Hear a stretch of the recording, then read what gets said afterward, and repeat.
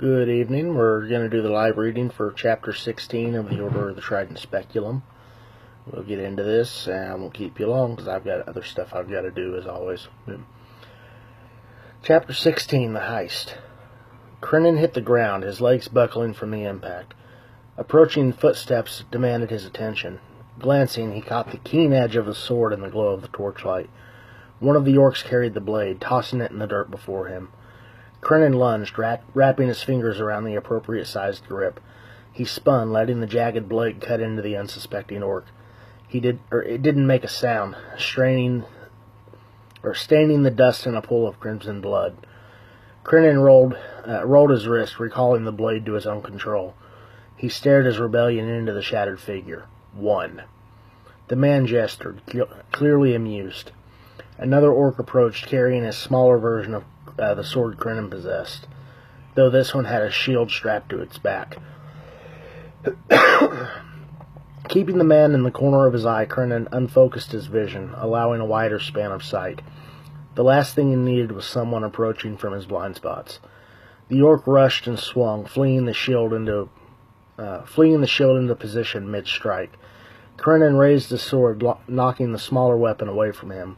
He took a few steps back, careful to keep an eye behind him. The orc continued forward, locking the shield against his arm. He hammered the smaller Verich against the wood, ringing out a deep thud.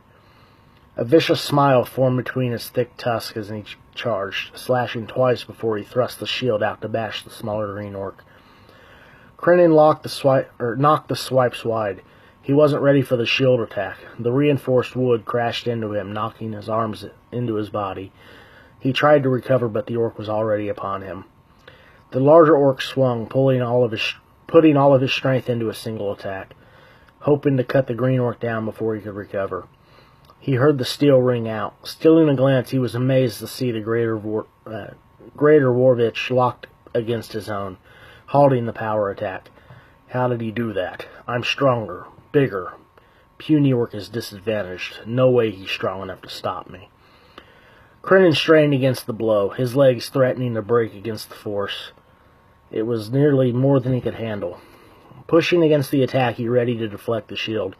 Crinan stared into the brute's eyes, noticing something he'd never seen. Surprise. He could use that to his advantage. Watching the orc's shoulders, he saw the first sign of movement, alerting him to the incoming attack. As anticipated, the shield flew forward. Crinan held fast, absorbing the forceful blow. He had to keep the sword locked until he was ready. Seeing the orc overextend into the shield, he spun on knee and broke away from the smaller weapon. It cut helplessly into the dirt. Abandoning his weapon, Crinan locked his meaty hands around the crude wooden shield and ripped it away from its master. The orc wasn't prepared for that. Twisting his upper half, Crinan slammed the wooden device into the orc's face. It splintered against the blow. Swinging again, the shield cracked completely, splitting into two layered chunks of wood and steel. The orc stumbled backward, unable to regain his senses. The smaller sword fell from his hand, landing in the dusty road. Refusing to miss the opportunity, Crinan brought one of the shield halves up, jamming the jagged and broken corner into the orc's chin. The brute fell backwards, unable to rise. Crinan straddled the defeated orc, slamming the point of the broken shield. It pierced the orc's throat, nearly severing its head. Crinan tossed the wooden shield aside and secured the smaller sword, inspecting the spiked handguard. He punched the dead orc, shredding flesh. The excitement of the arena coursed through him. Pausing for the briefest moment, he saw a reflection in the steel eyes of his victim. Refusing to wait, he brought the smaller sword around, jabbing the wide tip through the approaching orc's waist. The orc cried out in pain, dropping to his knees. Crinan ripped the rending sword free, amused by the disemboweled orc's final moments. It was trying to lift its own Warvich in feeble attempt to stab him. Crinan released the smaller sword, locking his fingers around the dying orc's wrist. He squeezed as hard as he could, feeling the bones crack beneath his grip. Easily overpowering the felling strength, Crinan twisted, feeling the bones give. A sickening pop echoed, and the hand went limp, held only by skin and muscle. Still locked around the gruesome sword, Crinan forced the broken limb around, shoving the weapon into the orc's neck. The orc fell backwards, bleeding out and suffocating. It was still before it hit the ground. Picking himself up, the half-breed marched toward his sword and pulled it from the dirt. Facing the shattered man once again, he took a deep breath and straightened his spine in rebellion. 3. 2 orcs charged in, weapons drawn and ready to cut the greenskin down. One of them swung a pike toward his head. Krenin dodged the weapon, knocking it away from him. Unprepared, the other orc slammed into him. Both he and his grappling counterpart crashed into the dirt. Krenin's sword slipped from grip. Refusing to give the greenskin chance for recovery, the orc punched. The hardened leather gauntlet smashed into his face. It was all he could do to stay conscious. His neck popped from a second blow. Timing it out, Krenin waited for the next attack. Seeing it en route, he bucked, throwing the unsuspecting orc overhead. The orc face-planted in the dirt. Picking himself up, he glared at the smaller, more agile half-orc. Krenin rolled, narrowly avoiding the bladed tip of the pike. It plunged into the ground, burying the head. Using the opportunity to his advantage, he tightened his stomach and rolled toward the embedded weapon, throwing all his weight against the wooden shaft. The added force threatened to rip it from its wielder's hands. The wood flexed and snapped, showering the half-orc in sharp splinters. The disarmed orc roared in discontent and drew his Warvich. Rolling to his knees, Krenin sprung up, waiting for the orc to be upon him again. He was unarmed, outmanned, and unsure how he was going to survive this. They were stronger, but he was resourceful. This was going to be a battle of opportunity and nothing more. Readying himself, he waited for their approach, catching movement out the corner of his eye. Krenin spotted the unarmed orc swing. He ducked, causing the creature to miss him entirely. Dropping low, he kicked, knocking the orc's legs from beneath him. The orc dropped from the unsuspected kick. Rolling, he regained his balance and popped back up on his knees. Abandoning pause, he swung, punching the half-orc in the face. Krenin stumbled backwards, seeing the second orc approach. Warvich raised and aimed to decapitate. He had to do something fast or it would all be over. Spotting the broken shield in the dirt, Krenin dove for the kneeling orc, grabbing his chainmail shirt and pulling him close. He slammed his forehead forward in hopes of landing a solid blow. The orc threw his hands in the fence. It was no use. The blow smashed into his nose, forcing tears from his eyes. Unprepared and off balance, the orc stumbled, propelled by his attacker. Passing his defenses, the impact coated Krenin's face in a spray of blood. Holding tight, he fell backwards, pulling the orc with him. Krenin landed hard on his back, the orc atop him. Seeing the incoming attack, the half-orc pushed the heavy orc into the air, hearing the falling sword penetrate. The orc gasped in pain, the wicked blade protruding through his dying chest, restricted only by a few unbroken rings of chainmail. The towering orc thrust the sword deeper, hoping to impale the greenskin. Krenin didn't have many options. He was trapped beneath his meat shield, and his final aggressor was in position to finish him. Seeing his only option, he shoved the dead orc, using the force to move himself. The orc and protruding sword hit the ground beside him. Wasting no time, he swung as hard as he could, punching the standing orc in the ankle. The orc howled in pain. His ankle cracked beneath the powerful blow. Krenin hit again, weakening the orc while carrying his momentum. He slammed into both legs, grabbing the broken shield from the dust. Unable to withstand the force, the orc collapsed and landed hard in the dirt. Krenin climbed atop him and batted him across the face with the broken shield fragment. It broke from the impact, splintering into pieces. Seeing the broken pike beside him, Krenin grabbed the jagged spear. Securing it, he shoved the splintered wood into the side of the orc's head. The needle-like splinters cut through flesh, burying themselves. The harder he shoved, the weaker his enemy got, which meant the deeper the splinters pierced. Feeling all resistance give way, the final jolt buried the wood deep into the orc's brain. The orc was beaten, but not dead. Not yet. Releasing him, Krenin stood, turning to face the cloaked man. He was the victor once again, a gladiator fighting for the crowd, only this time his arena didn't have walls.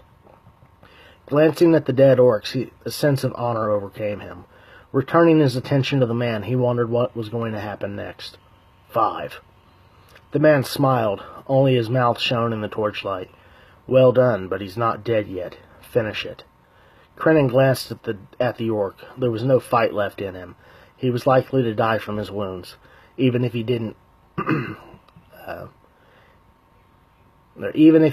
he'd never be functional again. Several gashes along his face bled from the cuts and pricks of the wooden needles. The gaping hole in the side of his head, housing the remnants of the shaft, displayed rigid bone and muscle.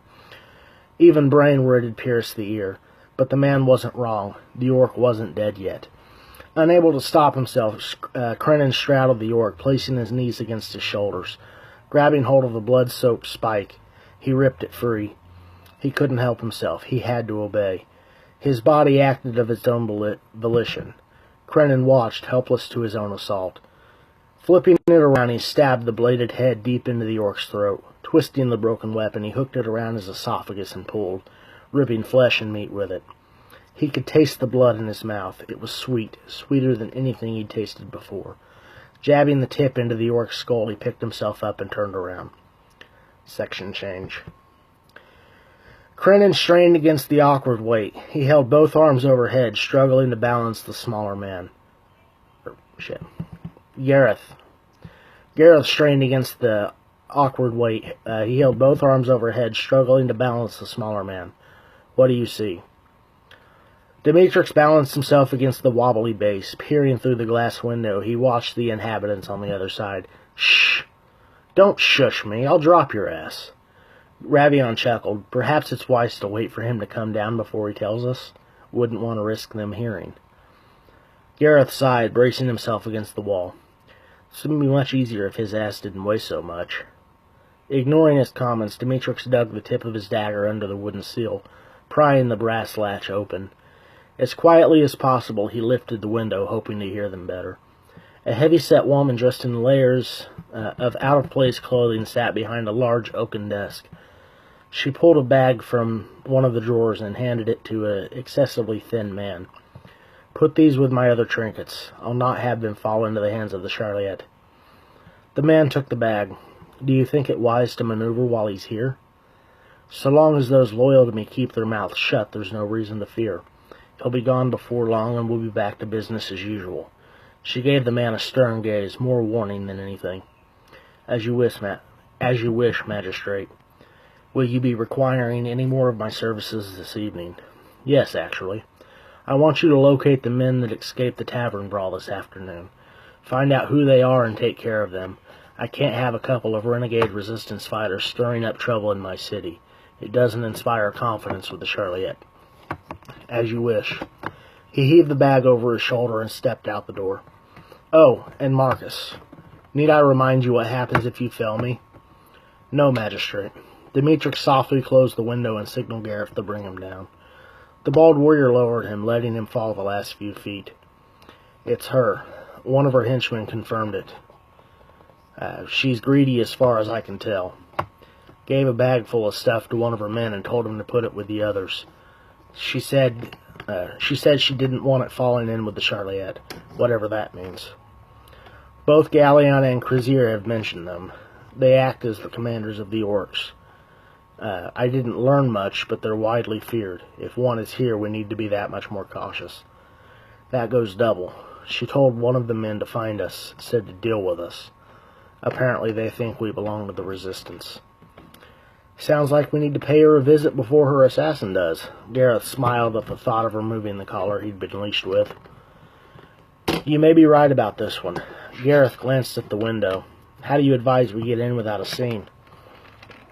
We might as well walk right through the door. We know how to get out from there, or out from here. The window isn't that far. We can jump if we have to. Gareth sized the drop as an afterthought. Demetrix scanned the area. I've got an idea. Next section. A gentle knock echoed through the small room. She stood from her desk and marched toward the door. What is it? I asked not to be disturbed. Pulling the door open with a vengeance, she glared at the man on the other side. What? Ravion smiled. Good evening, magistrate. Might I trouble you for a moment of your time? She froze, feeling the cold steel against her throat. Gareth stepped into view, guiding her inside.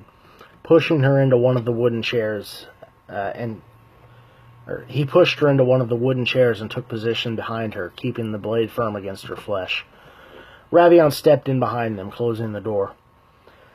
I've never seen you before. That leads you to be common thugs or rogue resistance fighters come to pick the bones. She glared at Ravion, letting her distaste radiate.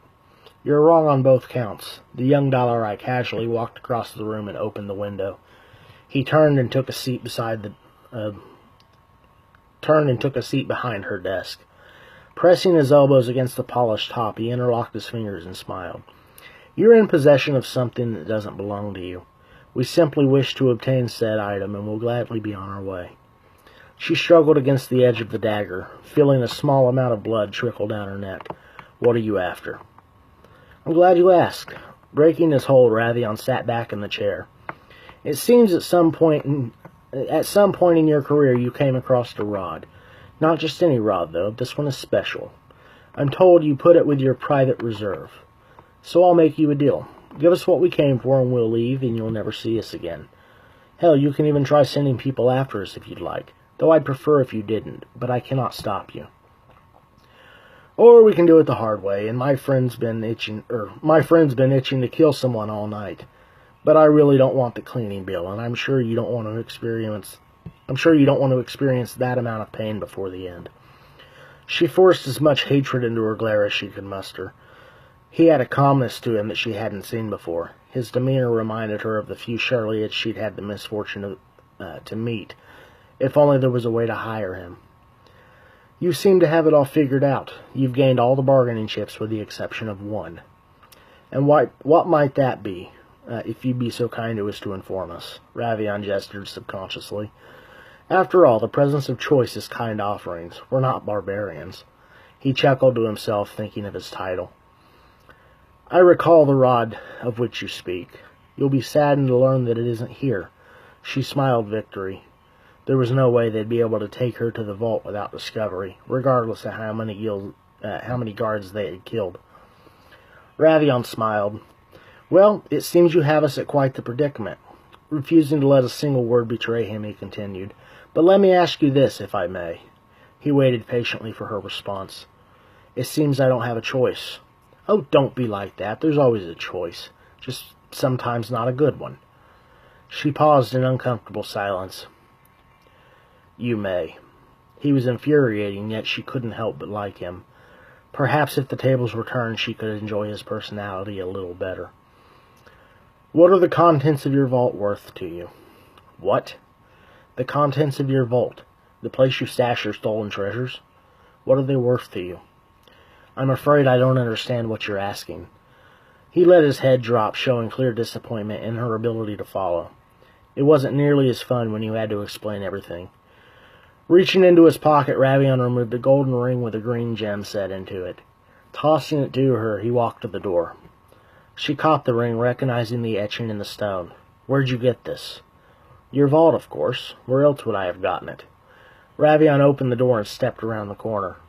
Returning a moment later, he guided the slender man into the room. He was bound and gagged, his white tunic in stark contrast to the dark brown vest over it. Ravion sat him against the wall, letting his subdued form slide to the floor. Shutting the door, he returned his focus to the older woman. I'll repeat again. What are the contents of your vault worth to you? Marcus, you fool! You led them to my vault? Her voice was venom, spitting anger at the man. Ravion stepped in front of the woman, leaning so close that she could see. Leaning close so she could look him in the eye. Madam Magistrate, I won't ask again. She pointed to the far wall. Behind the tapestry, you'll find the hidden stash. It's in there. Ravion lifted the cloth banner and ran his hand along the wall. Finding the seam, he traced it out, identifying the door. Pushing one side, the wall rotated, revealing a hidden room full of trinkets. The scepter rested on the table, half buried by gold and silver. Lifting the ornate tool, he turned and held it up for her to see. Is this it? Yes. Knowing her usefulness was at its end, she closed her eyes, expecting death to follow at any moment. Inspecting the carved wood and golden studs, Ravion walked to the window and tossed it out.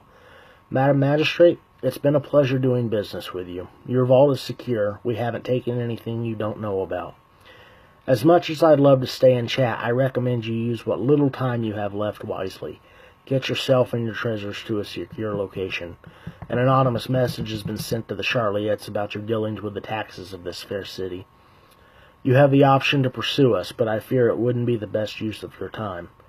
He climbed up the perch and jumped out the window, landing on the cobblestone beneath. Gareth sheathed his dagger and followed after, disappearing from sight. Demetrix stared down the shaft of his arrow, watching the magistrate and her bound servant. She jumped up, running toward the window. He let loose his arrow, sinking it into the wood between her arms. She fell backward, avoiding the vicious bolt. Searching for its source. "Marcus, get yourself untied and gather my things. We have to get far from this city."